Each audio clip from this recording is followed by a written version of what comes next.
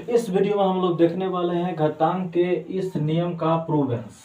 किस प्रकार जो है एलएचएस टर्म को सोल्व करके आरएचएस टर्म को फाइंड किया गया है, प्राप्त किया गया है। तो चलिए सबसे पहले शुरू करते हैं अपने एलएचएस टर्म के साथ।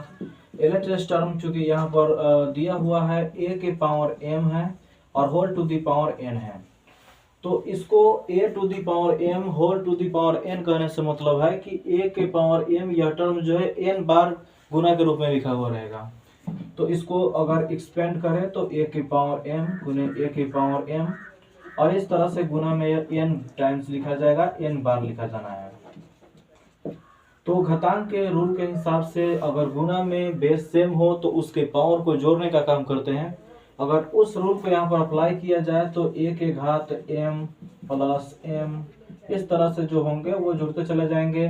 क्योंकि n टर्म्स जो है ये पद दिया हुआ है n टाइम्स है, तो यहाँ पर भी जो है ये जुड़ेगा, n टाइम्स जुड़ेगा। अब अगर यहाँ पर देखा जाए कि a का घात m प्लस इस तरह से जो n टाइम्स लिखा गया है, इसको हम एक अर्थमेटिक सीरीज मानते हैं कि let m plus dash dash n times are in AP series then यहाँ पर अगर एपी श्रृंखला में है यानी कि समानांतर श्रेणी है, तो यहाँ पर हमारा इसका प्रथम पद यानी कि a जो होगा m के बराबर होगा। d यानी कि सार्वंतर जो सेकेंड टर्म में से फर्स्ट टर्म को माइनस करने से मिलता है, तो इसमें सेकेंड टर्म m ही है और फर्स्ट टर्म m ही है, तो घटाने से इसका वैल्यू 0 मिलेगा। और चूंकि n बार यह मतलब की श्रेणी लिखी गई है, तो इसलिए n यानी पदों की संख्या नंबर ऑफ टर्म्स जो होंगे n टाइम्स से, तो n ही होगा यहाँ पर। अब जो कि इसका एसएन निकालते हैं, सम ऑफ जो है निकालते हैं नंबर्स का, कितने टर्म्स लिखे गए हैं उनका एडिशन निकालते हैं। तो उसके लिए सूत्र होता है n/2 into 2a plus n-1 into d।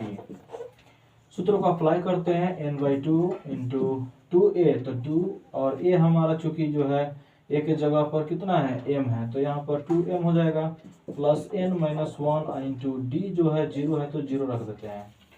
n/2 जैसे कि यथावत रहेगा और यहाँ पर 2m प्लस ये गुना करने पर जो है n-1 0 से गुना करना है, तो ये पूरा का टर्म यहाँ 0 हो जाएगा।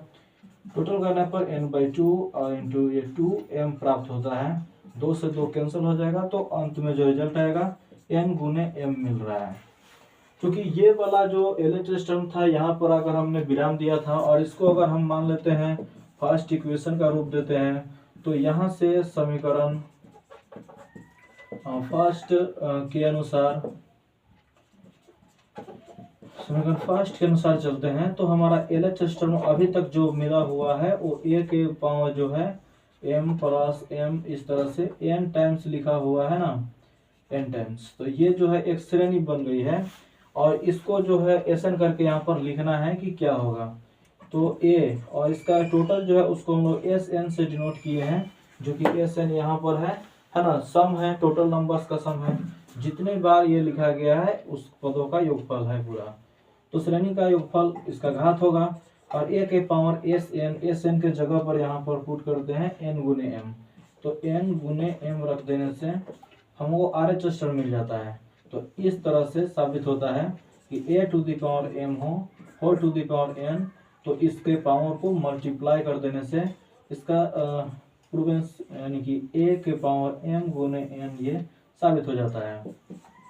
इस तरह से प्रूव हुआ। ओके।